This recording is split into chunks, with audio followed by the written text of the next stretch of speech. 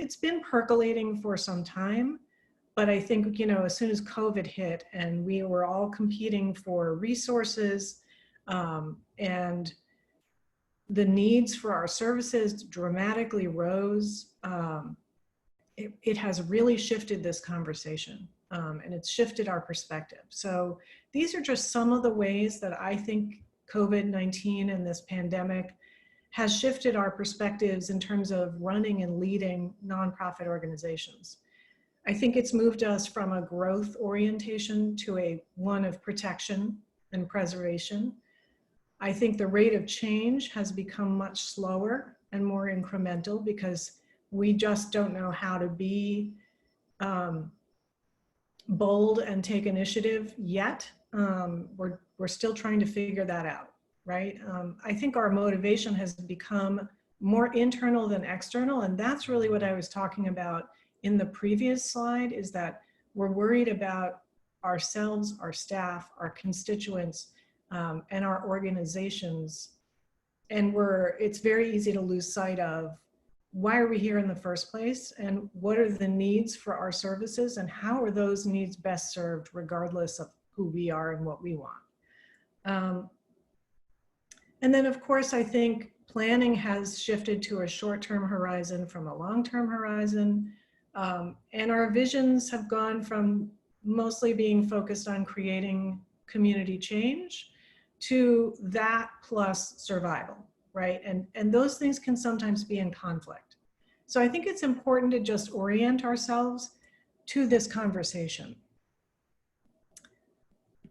I wanted to bring this in because La Piana Associates, which is a major consulting firm, did a survey this month in May of 2020 that found that nearly a quarter of the organizations they surveyed are considering strategic alliances or partnerships as a way of responding to the pandemic because there have been significant losses of revenue and increases in needs. And so how do you possibly manage that as one organization alone? And so they're finding an increased attention being paid to this topic of mergers and strategic alliances as a kind of strategic choice an organization can make to manage during a pandemic like this or an uncertain future like this.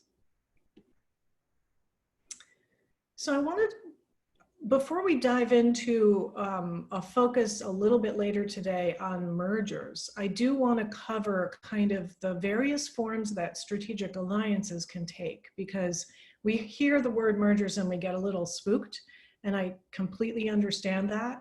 But it's important to remember that there are a variety of different ways that you can ally yourselves with other organizations to leverage better, stronger services for your constituents, to leverage smarter support for the work you do, and to help stabilize what you're going through in this moment. So this is an interesting slide that I want to spend a little bit of time on. There's a lot of information in here. And so what's important to understand is that it's plotting the different forms that alliances can take on these two axes from low to high. So on the left side, the vertical axis you have is complexity. So how complex is this kind of alliance or partnership? And then on the bottom, the horizontal side, is control and cost. How much control do you retain over your work? And what is the cost associated with that form of alliance? Because different forms of alliances carry different costs.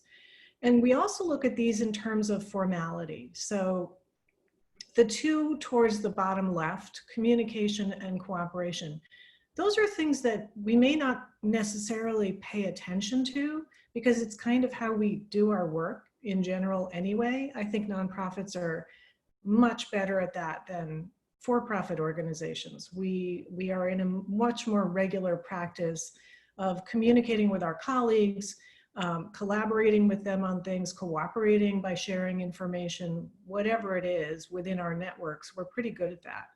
But those are technically those are ways of being in alliance with someone else, but they're very informal. Then towards the middle you have, and this is not, by the way, exhaustive, these are kind of the biggest buckets, but within each of these areas are multiple different options for forms that alliances can take. But in that middle section, you have something that's a little bit more formal that requires like a memorandum of understanding, some form of legal documentation that says, we're actually making an intentional effort to do something together. So that could be partnering on the delivery of a program. It could be formalizing a referral situation where one organization is a good feeder for another organization. And so you say, we want an exclusive referral of your clients to us for the next stage of their journey. It could be a number of different options, but in any case, that category tends to require a little bit more formality through these legal agreements. And then at the top of the spectrum of complexity and cost are mergers, where it's a legal combination of two or more nonprofit organizations into a single structure. And that understandably takes more time and is much more complex. Also requires certainly legal documentation to make it all happen, but it is in effect the dissolution of one or more organizations either into an existing other organization or through into the creation of a new organization that's going to house all of them together. So just important in terms of our vocabulary for this session today. So these are some of the things that typically drive our thinking around what form of alliance might be best for us. So it raises these questions of, are we financially vulnerable or healthy? That's a big driver in the role that you might play in an alliance. So are you looking for financial stability through this alliance? Or are you actually financially fairly healthy and potentially in a position to offer that stability to someone else in exchange for access to their clients or access to their geographic area or some other thing that is worthwhile to you? How much risk is there for your mission right now? That's clearly on all of our minds. I think that's really in the forefront of all of our consciousness right now. So looking at that, and just not in terms of your mission, but other people's missions as well. And could that risk be minimized through banding together in some way? The flip side of that, right, is how much competition is there for the services that you provide to your constituents, for the constituents themselves, for their attention, for funder dollars, and where do you sit in that competitive landscape? And I know we don't like to think of the nonprofit sector as competitive, but I think, have increasingly recognized that, of course it is to some degree, but we also balance that with the compassion and kindness and collaboration with each other. Another consideration is to think about, might you benefit from some kind of consolidation of quote unquote back office services? So finances, HR, things like that with another organization. Is there some other organization that's substantially similar in terms of their mission to yours, where perhaps if you came together through an MSO merger, what we call a management service organization merger, it creates a unified back office that supports both organizations rather than having to double that cost. So there is some cost savings in those kinds of things. And then of course, last but not least, how much autonomy do you need versus how much autonomy do you want? And those are really, really different things when we're thinking about mergers and strategic alliances. So I think it's really helpful to ground yourself in good self-knowledge and self-knowledge in context. So what are you really good at and what are you less good at? And kind of what's your position in your market? Are there opportunities that are presenting themselves to your organization?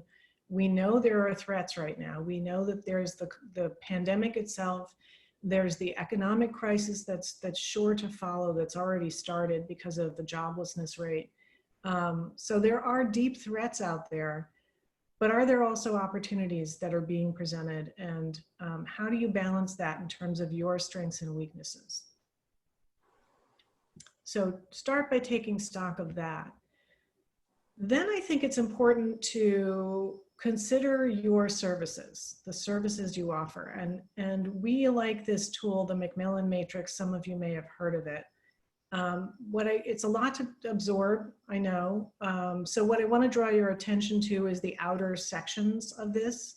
So across the top, you have program attractiveness, high or low, meaning that it's either easy to attract resources, it either has earned income built into it, or funders really, it fits funder priorities very well, and so they like to fund it. Or low program attractiveness. It's harder to raise or attract resources to generate that kind of programming. And then on the left side, you're examining the fit with your mission and your abilities. So is it a strong fit with your mission, or is it a poor fit with your mission? And within whether it's a strong fit with your mission, what's your competitive position relative to other organizations doing similar work? So are you really good at it, or are you not so good at it, even if it's a strong fit with your mission? And then one more piece across the top is this idea of coverage, alternative coverage. And what that really means is, can your constituents get that service elsewhere? And how many other options are there for them to get that or a substantially similar service elsewhere in your community? Are there other organizations providing that same kind of service? And so where you sit on all of those dimensions will guide some idea of how you might think about your different program lines and your different program offerings.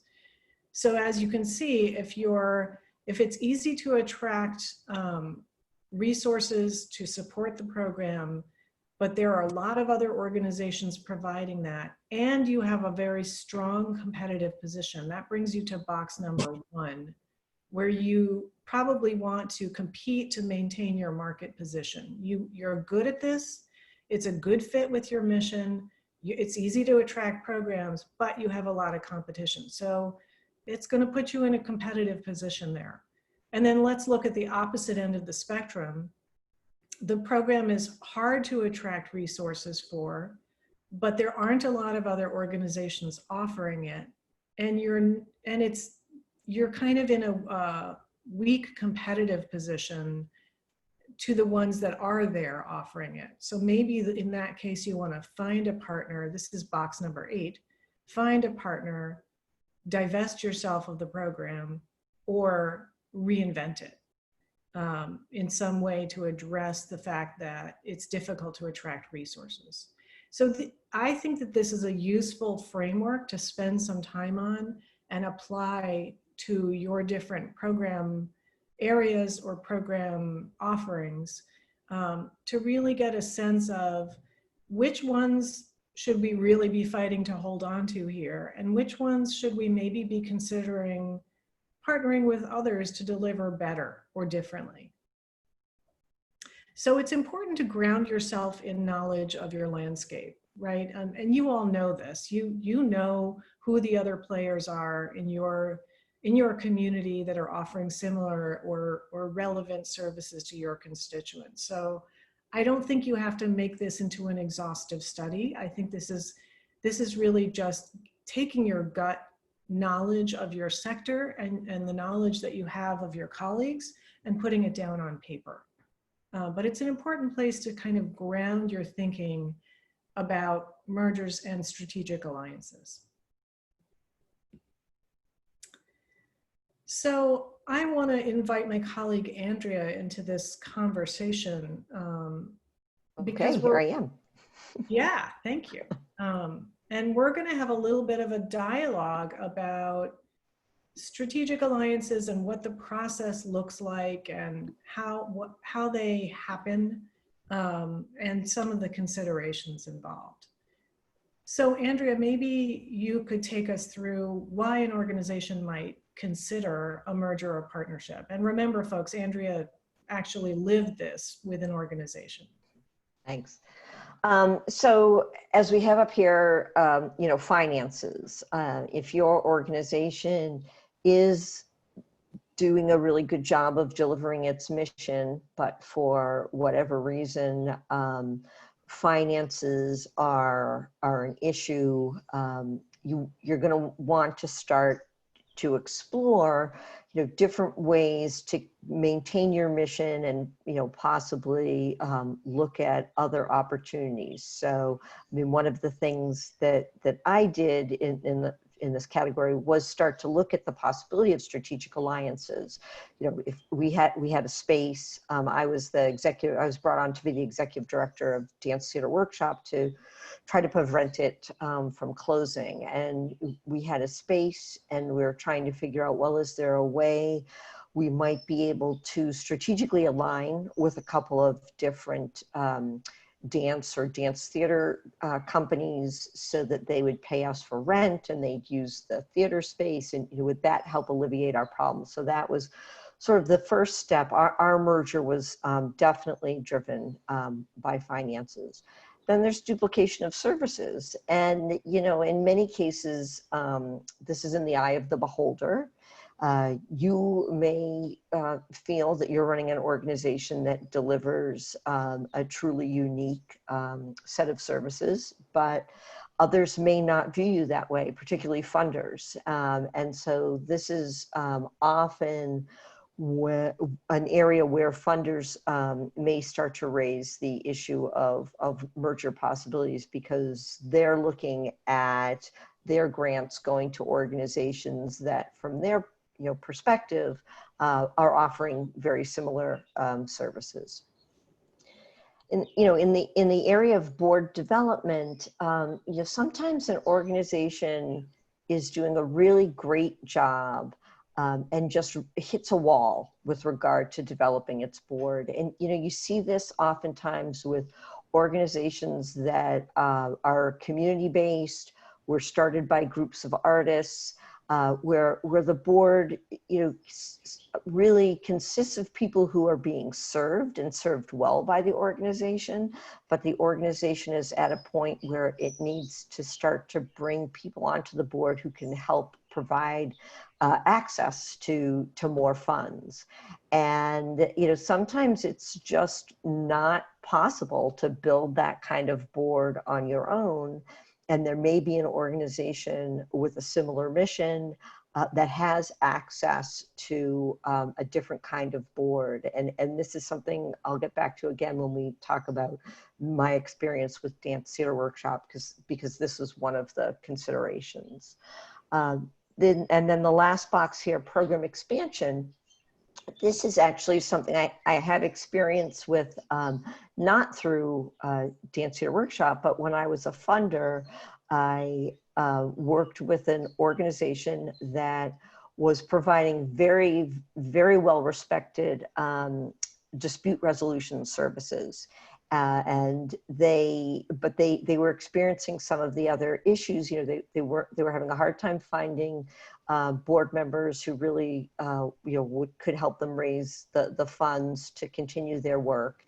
And there was another organization, a much larger organization, that provided a whole host of services to the population being served by the dispute resolution organization. And so what they decided to do was merge, but it was really taking on the dispute resolution organization as a program of the new organization. So it wasn't in any way seen as a merger of equals. It was really about this organization wanting to do dispute resolution, seeing how it would fit into its overall makeup of things, and then an existing dispute resolution program, realizing that it really was kind of at a standstill with regard to things like board development and finances. Yeah, and I've also heard of other situations where perhaps one executive director is leaving their organization, and that provides an opportunity to consider a merger, because that can be the messy issue. Absolutely. And and I mean, I've seen that work successfully. And the key there is that, well, the key in any merger is the board participation and enthusiasm. But in that particular instance, you really need the board to be enthusiastic from the get-go, because they have to make a decision to stop the organization where they no longer have an executive director. The board needs to make a conscious decision to stop their search process and work on a merger process. So, so that it's really key to have full board participation in that kind of a situation. Yeah. So what are some of the advantages that you typically see to organizations going through a merger or partnership? Sure. Well, I mean, a partnership, to start with, I think one of the advantages is that is about capacity. So rather than one organization looking to create something that another organization already has, you find a way to do it together. And you see a lot of this with space. Where an organization has space, it's not using all of its space, another organization's looking at building its own space. Maybe there's a way that they can work together and form a strategic alliance. Another thing is, as you have up here, constituent or service expansion. Again, that may not require a merger. It may be more about an alliance. If your organization is thinking of getting into a particular kind of service because it works well with your mission and the constituents you're serving, it might behoove you to look to see if there's another organization that's delivering that service, and how you might align together to benefit each other and not have to duplicate the services. Right. Yeah, it's funny. It's bringing to mind for me, I was working with an organization that was experiencing significant financial difficulty. They had a really compelling mission, and they were leaving their fiscal sponsor. And because they were in such a precarious condition financially, I strongly suggested to them that they consider merger. And unfortunately, the ED she was a founder, and she was so attached to her own autonomy and the mission of her organization and her picture of how unique it was what they did, that she couldn't get there. And ultimately they ended up closing. So it is a really good tool to think about for mission preservation. Right. And I think you have to recognize that emotions play a large and in some cases outsized role in what happens. When I was going through my process, I did a lot of work and conversations confidentially because I didn't want emotions to start to, go all over the place. And once I did get to a point where I thought I had a good potential merger partner, what I didn't recognize was how you really have to look at the sort of personalities of the people who you're bringing to the table. So my first merger partner, when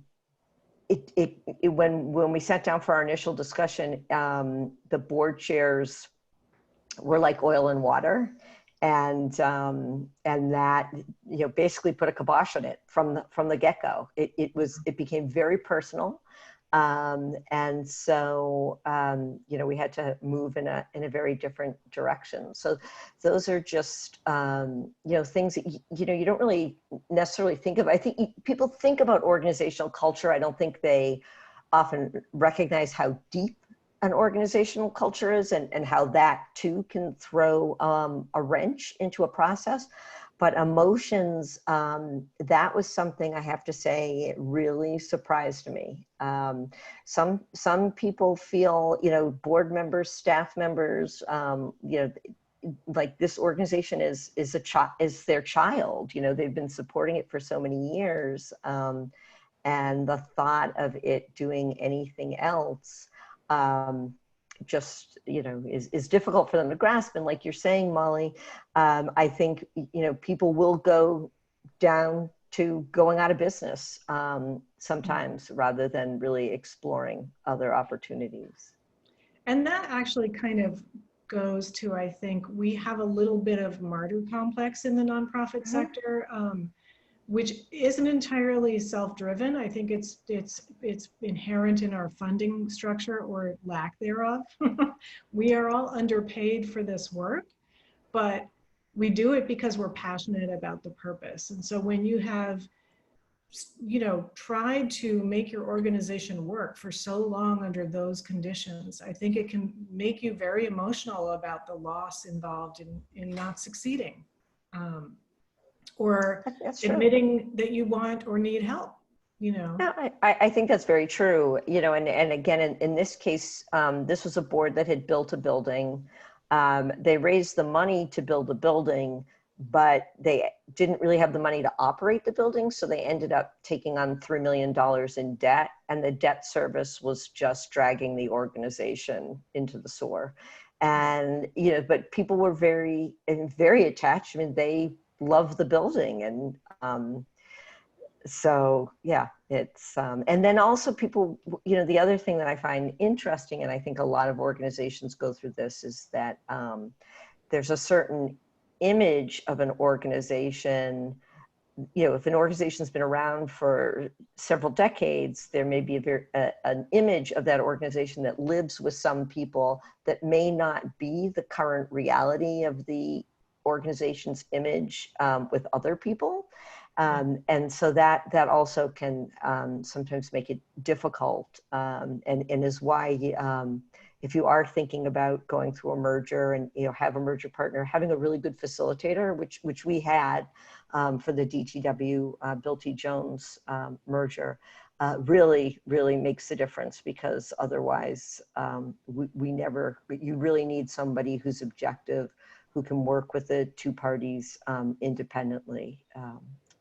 Otherwise, ours would have collapsed early on in the process if we hadn't had that. Yeah. So we talked earlier about complexity when we were looking at that matrix of the various forms of alliance and how it gets increasingly complex. And this is some of why, because we just had this conversation about the complexity of managing people's emotions and their attachment to their organization and their personalities and the culture. And on top of that, there are also these very hard cost categories to manage. So you're kind of toggling back and forth using this wide variety of skills, kind of like what we're going through now, managing through COVID, Right. of just, you know, how do I keep people's spirits and minds open to this while also managing the actual business of making this happen. So let's talk through some of this, like what some of the costs are. Absolutely. And I would actually start with your bottom bullet, because I think that the first thing, when you're really, you know, moving through the process, the first thing you want to do is be as transparent as possible with your funders. So institutional funders, government funders, high net worth, you know, individual funders, because you want to sell the idea of the merger to them, and you want to see what their response is, and and you want to see what their funding commitment will be, because ideally you want to try to get a 3-year funding commitment so that you can plan a budget for the merged organization.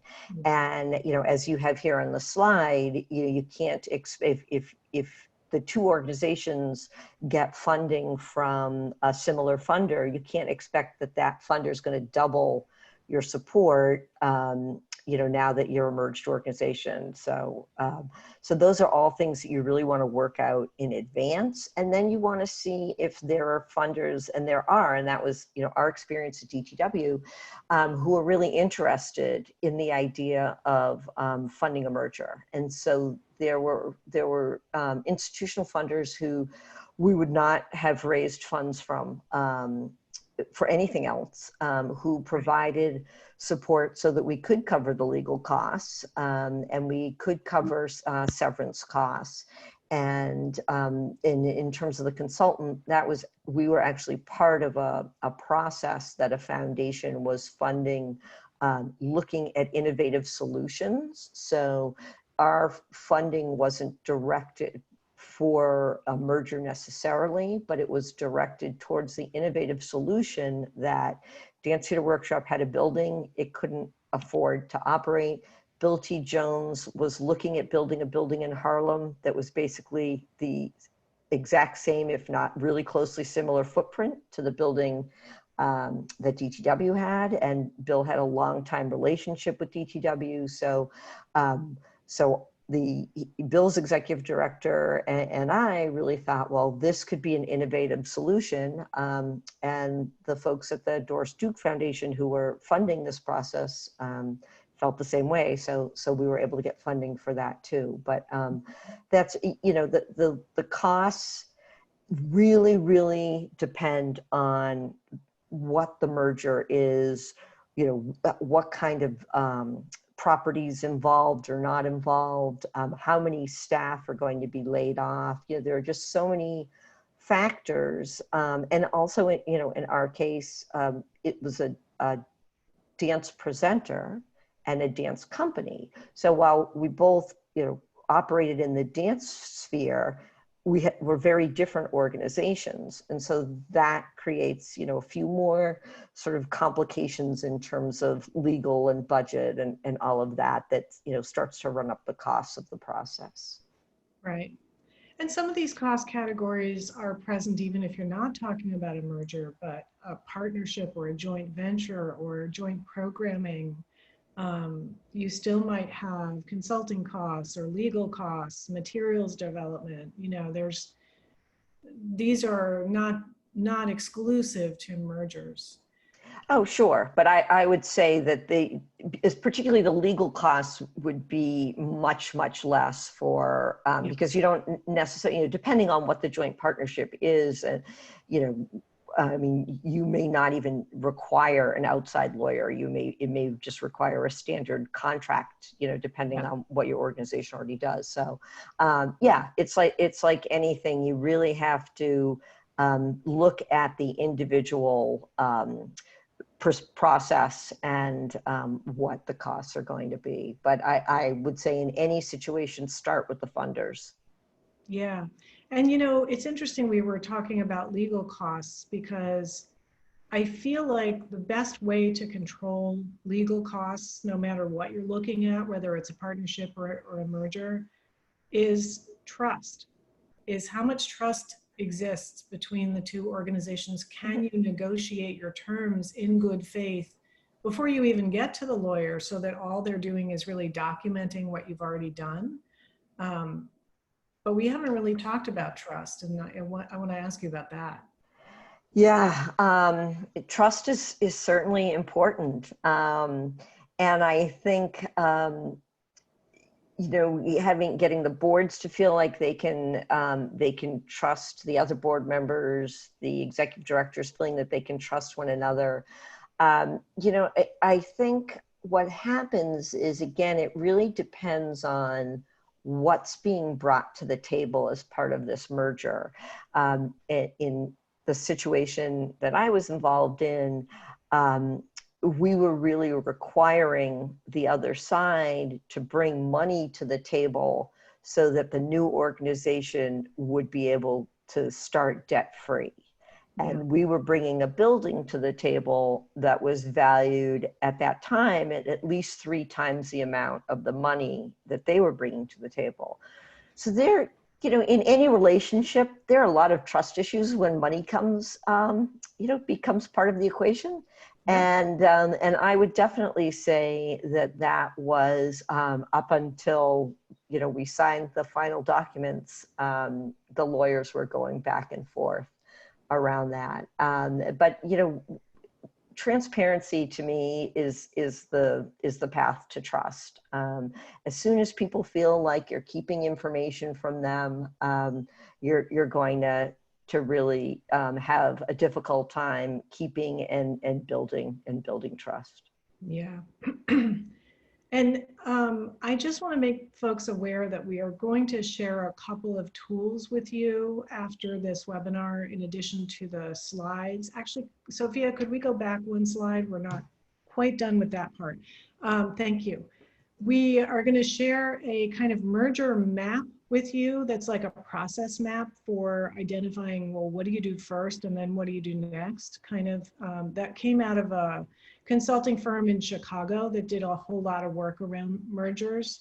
And it's a publicly available tool. So we're going to share that with you afterwards, as well as we have a kind of asset map for you to use to map the assets that you're bringing to the table. And I think that's something that's really important to think about. We tend to think only in terms of finances when we're talking about this kind of stuff. Do we have money to bring to the table, or are we struggling? And if we're struggling, why would another organization want to take us on?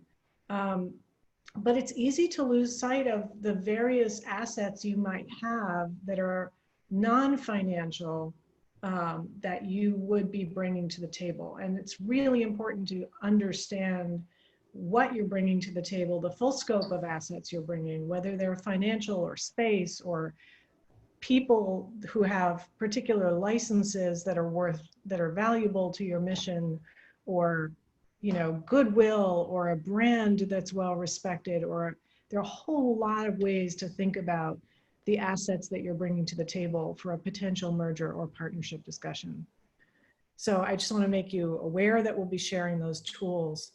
I think, I mean, I want to hear kind of any more of the story that you want to share, Andrea, but what's striking me is that I think the first thing to think about is this idea of form following function. So in deciding whether you're thinking about a merger or a partnership or a collaboration or whatever it is, what is it that you are trying to do? What is it that you're trying to accomplish? So in your case, can you highlight again for us what each of your organizations were trying to accomplish and what you ended up doing together? Sure. Well, I mean, from Dance Your Workshop's perspective, we were trying to stay alive in that space. So the board made a decision that they didn't want to sell. I actually had real estate brokers approaching me for the space. But the board made a decision that they did not want to sell that space and go somewhere else or be something else. They wanted to continue presenting work in that theater, which had been, you know, built specifically for dance, and which is a, you know, wonderful place to see dance. So so that was really the driver for us. You know, once that decision was made, because, you know, we looked at, I should say, once that decision was made and it was very clear that we were not going to be able to pay our debt service. The debt service was $400,000 a year. Which was also what the run rate for the building was. Those 400,000 was my magic number. So it was 400,000 for the debt service, 400,000 run rate, and $400,000 was the presenting budget. So, you know, it just wasn't going to happen. And I would add to that so I was brought on October 2nd, 2008.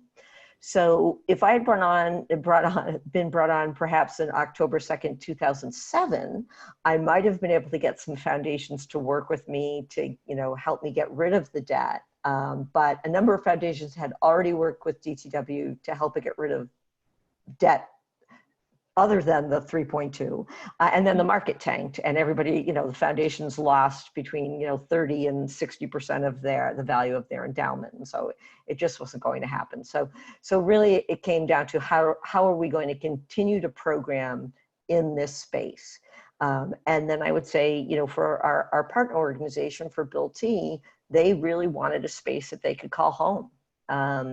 And they were, they had really wanted to have that space in Harlem.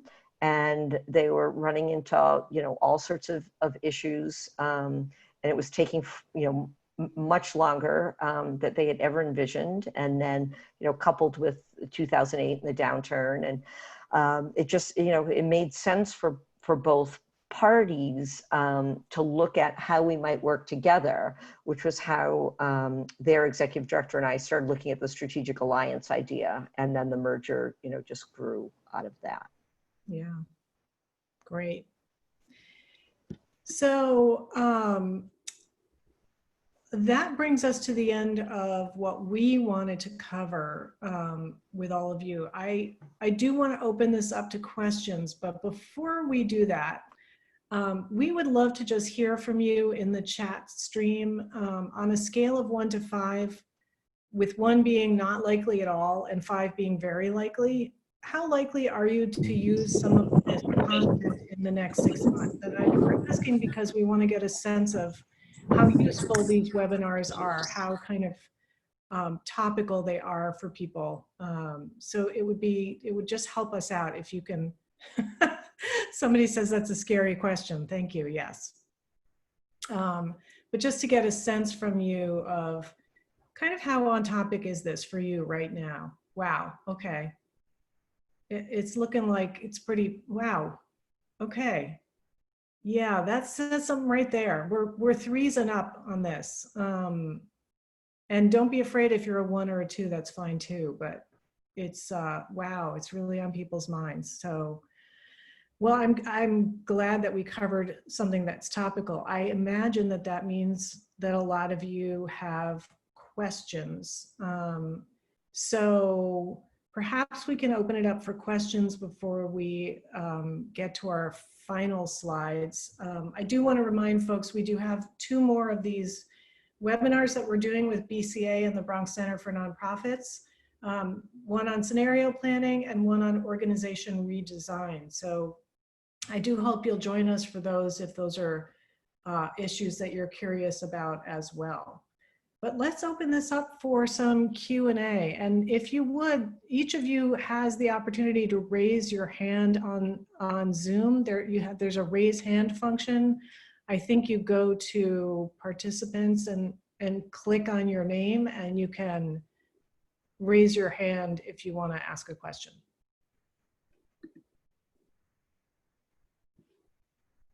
And I'm going to switch to gallery view. Perhaps what we can do, oh yes, I do want to remind folks also, we will be providing these slides in addition to the handouts I talked about.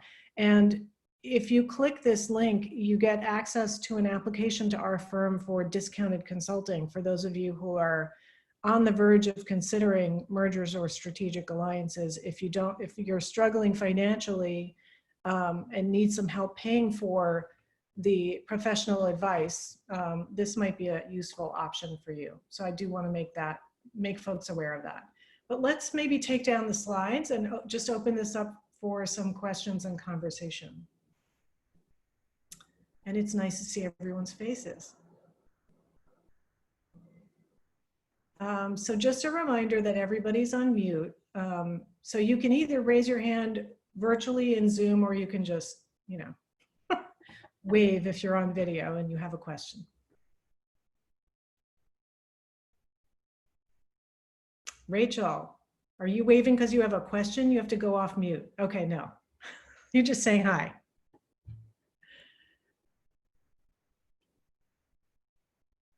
Actually, I do have a question. Okay. Mention it. If nobody else is more urgent. My question is, and it was so great to hear from Andrea about that. I was around when that happened, when that merger happened, and it was so outside the box and so extraordinary. And watching what's happened over the years, my question now is that these days branding is so important for an organization, and obviously Bill T. Jones had a brand, so to speak, although nobody would have used that word back then, that anathema word, brand back then, and same with DTW. Do you have any suggestions or advice about that part? I mean, if you were to find an organization that's compatible, would you think that you need a brand consultant to come on and kind of help with that, or what do you think? So, I mean, we did raise the money and brought on a brand consultant, which is how we came up with New York Live Arts, for better or worse.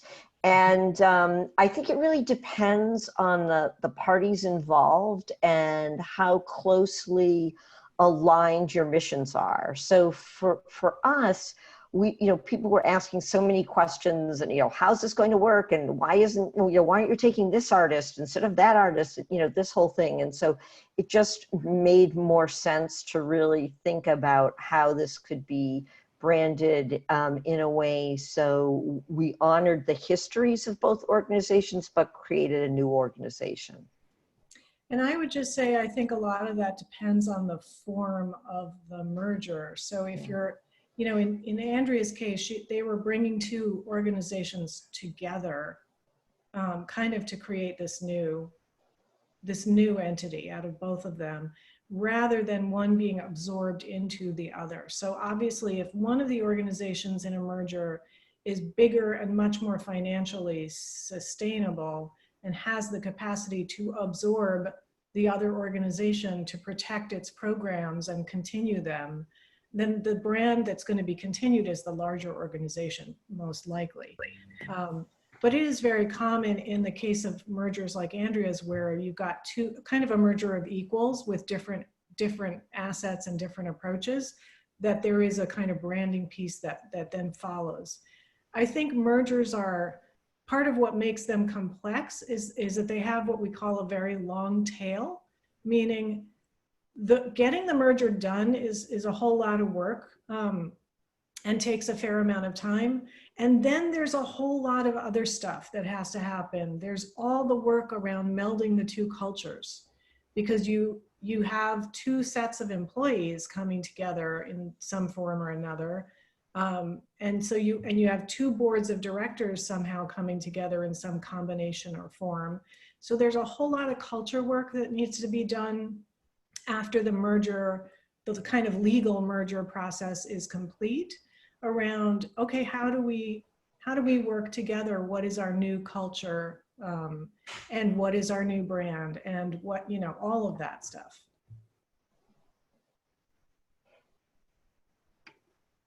I have a question. We talked last time a little bit about what it means you're trying to restructure and keep the organization alive, plus you parallel, you're thinking about the mergers and alliances. So, and I think you mentioned it might take 12 months to 18 months or whatever it is. I'm just wondering, how do you, if your organization is suffering financially and already that you're going to be losing income and you may have to lay off staff and you may have to shut down programs. So by the time you get to that point of the merger, you're not longer anymore that person or that organization that started it, right? Mm-hmm. So have you seen organizations navigate that, keeping themselves alive during this process, or what? Or do I have to think, okay, no, I shut my doors until, I get to that merger? I did navigate that. I had to, within 6 months of taking the job, I had to lay off staff and, reorganize as best I could. And I was able to, one of the ways that I was able to keep the organization open was, one, we rented out the space more, which was a huge problem because it really, creates a conflict about, exactly what the mission of the organization is. But the other was I was able to get a forbearance on our debt payments with the understanding that we were looking at this merger and that money would come in. If we hadn't gotten that forbearance, I would have had to close the organization. Yeah.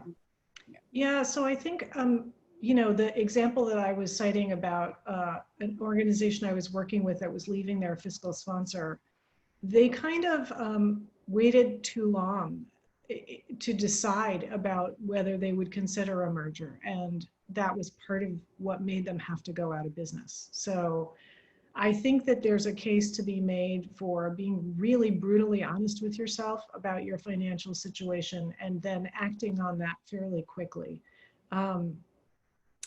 I also think that there are potentially ways to partner with another organization on the way to a merger. So you can do it as kind of a phased process if there are ways that ends up being helpful in terms of your sustainability. It's hard to answer that theoretically because every two organizations are different. Yes, yeah, but thank you. No, that's super helpful.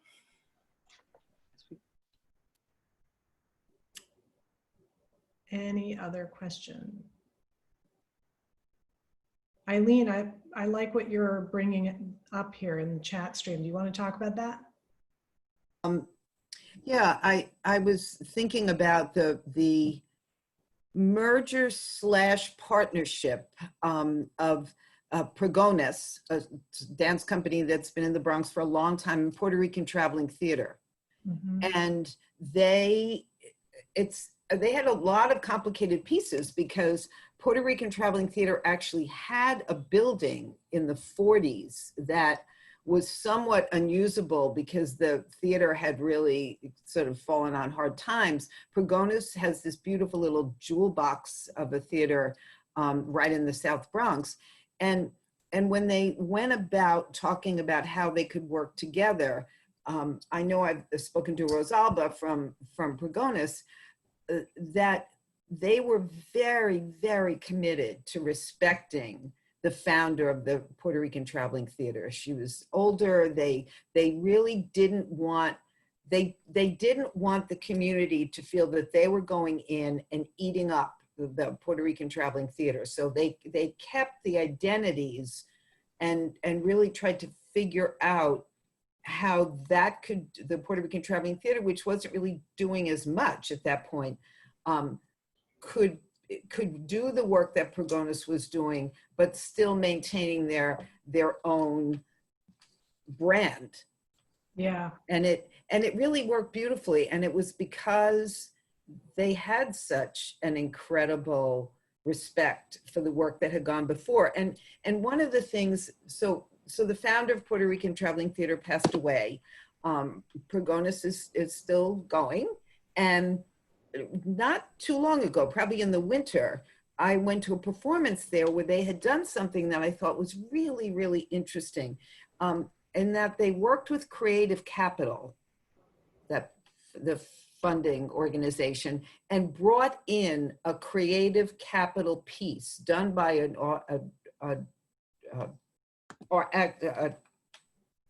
a dancer, not quite sure, producer who had won a Creative Capital grant to produce a piece, and that piece then went into Progonus.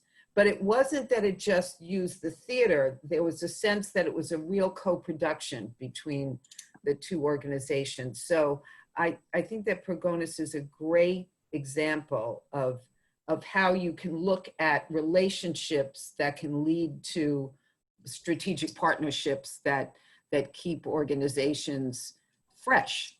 Yeah. Thank you. Ron, did you have your hand up before? Yes, I did. Thank you guys for, Molly and Penn Creative and Bronx Council on the Art. Viviana, Brian, I see you guys, thank you so much for providing these workshops. It's amazing. First of all, I want to say, I don't know if it's a question, but I think your workshop has eased my fears, because I think what you presented, yeah, you're right, mergers shouldn't be that bad if, you know, if we are in financial issues and, you know, and we want to continue providing services. So why not merge and put two organizations to make them stronger? And I think what it has helped me for my organization, that, you know, a partnership or sharing of services can always be good. Like, and I don't know if you mentioned that, I may have missed that, but even like the simple things like technical services, like one organization may be good with Zoom, another one may not be, you know, so why not just, you know, combine and help each other out? You know, one may be good with the web presence and social media, the other one is not. And, you know, each of the organizations will help each other, and they may not merge, but they both will come out stronger at the end. So you definitely eased my fears by, you know, what you presented, and, you know, gave us the options, you know, what to do. So thank you for this. You're welcome. Yeah, I mean, I think it's also interesting. If I read your comment correctly, Ron, that earlier you gave some feedback and you said, we need to think outside the box, and alliances and mergers are not as scary. And I think one thing I would leave you with, and I'm not done yet if you guys still have questions, but I do want to kind of say that this is maybe a time to really do think outside the box. So we tend to think of mergers as, let me merge with another organization that does the same thing I do. But Right. what does it look like if you merge with an organization that does something very different? I mean, what if you're an arts organization that merges with a human service organization in some way? Or, you know, there are limitless combinations out there. And I think what we have to keep front and center in our minds is what we're learning about inequities in our society and how persistent they've been, and how this crisis is magnifying them, and how we want to build a different kind of world going forward. So how do we think more creatively about these kinds of organizational combinations or comings together in a way that might do that, you know, that isn't necessarily kind of mission-like to mission-like, right?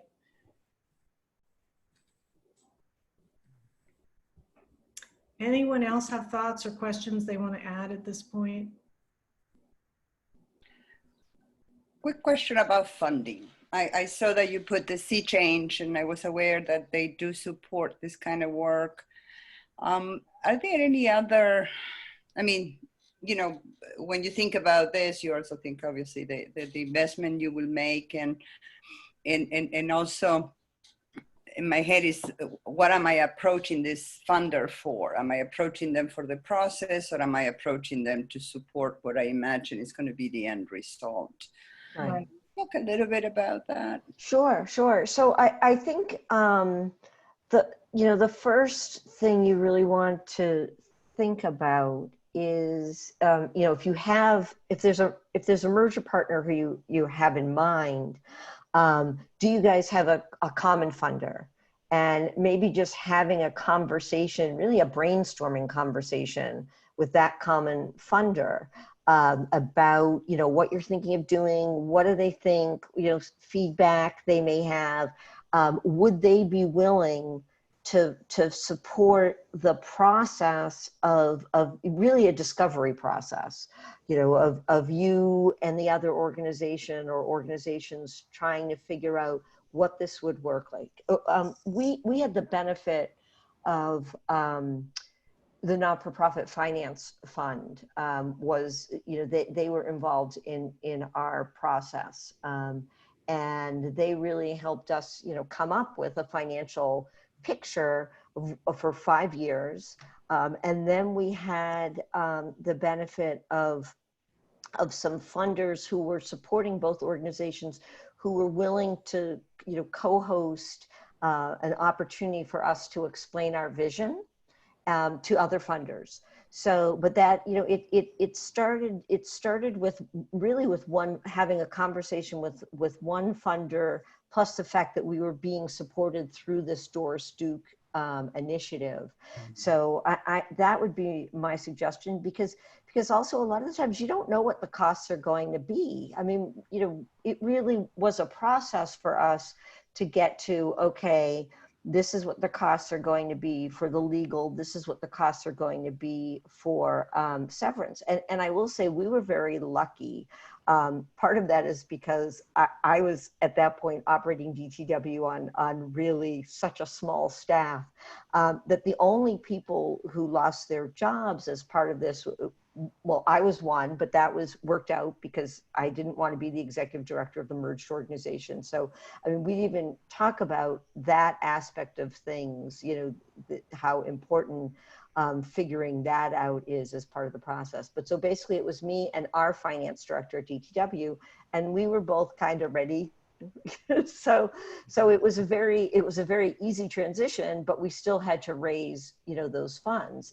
If you're talking about merging two larger organizations and laying off a lot of staff, then, you know, that's a lot more money involved. If there were no staff, you know, going away. But so I do, you know, since we didn't talk about that, I just do want to mention the whole idea of leadership. You know, there are so many different ways to look at that, and it may be that the boards decide to open up, you know, to have both EDs basically interview for the position and open it up to outside people. Yeah, and that really varies. I mean, again, in our process, Bill T's ED really wanted to be the ED of the merged organization, and I really wanted to go do something else. So it was easier. Yeah. So Yeah, I mean, I think with any of these kinds of conversations, you know, it's like with any kind of fundraising initiative, you start with your nearest and dearest, right? You start with the foundations who know you the best. And to Andrea's point, particularly if they're funding you plus the other organization that you're looking to partner with, or the other organizations that you're looking to partner with, you know, that's a really good place to start, and to approach it as a relationship driven conversation where you don't have a pitch to make until you just have a conversation with them. Eileen? Yeah, I just have a question that I'm curious about. In the organizations that you've seen and worked with, I was part of a merger, actually of an organization that now after many years has just decided to close. But it was, when it came to the board, the organization that the smaller organization that I was involved with, it was a film organization, basically was merging with a large organization that had a big brand or was developing a big brand. And the board, and deep pocket board, A-list people with a ton of money. So when it came down to the board, we kept the boards, both boards. We just added our people onto that board. And I wonder how often you see that, or do you see that some people just leave because it's not as comfortable, or it's not what they want to do, or listening to this, it makes me think, was that rare? I mean, it was rare in terms of a lot of what went on, but. I think it's a real mix because, you know, I think it's not at all uncommon to have board members on both sides who aren't excited about the merger. And so you're going to lose those people. And then, you know, in our case, because finance played a strong part, one of the things we worked out was we really wanted the board give-get to be a higher give-get. And so we worked out a process so that we would start the new organization with an equal number of representatives from both boards. And it allowed us to also get rid of some dead weight, which a merger process can be very useful for that.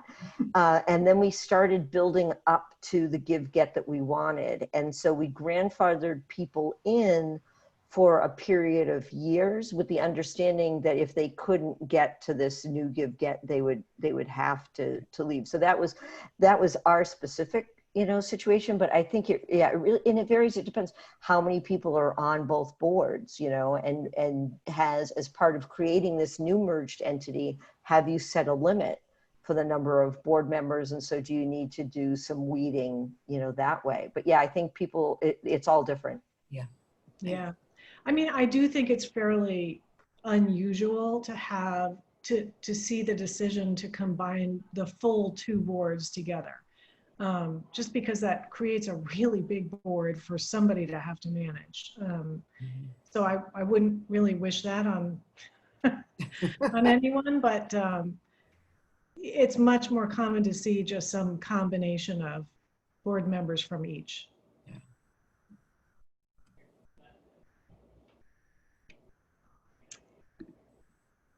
So I don't see No, any there's other another. questions. Oh, at what point in the process after you've had conversations with probable partners, do you bring a consultant in? I think it's really, well, it depends on what form of alliance you're talking about. So if it's negotiating a partnership or a joint venture or a, like joint programming, I think you can bring a consultant in earlier. I think for a merger, you want to wait until you have together decided this is definitely happening. Because really what's important there is that all of the merger parties pay an equal stake in the consultant so that there is no possible perception that the consultant is advocating for one party or another.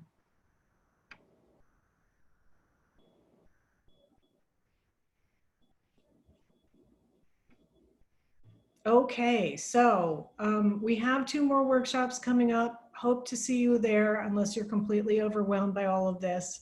We will follow up by sending you the slides and the handouts we discussed. And our phones are always open. So if you have more questions and you just need to talk a little bit more, we're here. We would be very happy to talk with you, no charge, you know, up to a point. But yes, we would love to just help you think this through. Thank you for being with us today. And thank you, Andrea, and thank you, Sophia, from our firm. Sophia, wave to everyone so they know who you are. And thanks to BCA and Bronx Center for Nonprofits for hosting us. Thank you Thanks, so all of much. you. Thank Thank you. Thank you. Thank you Thanks so so much. Thank you.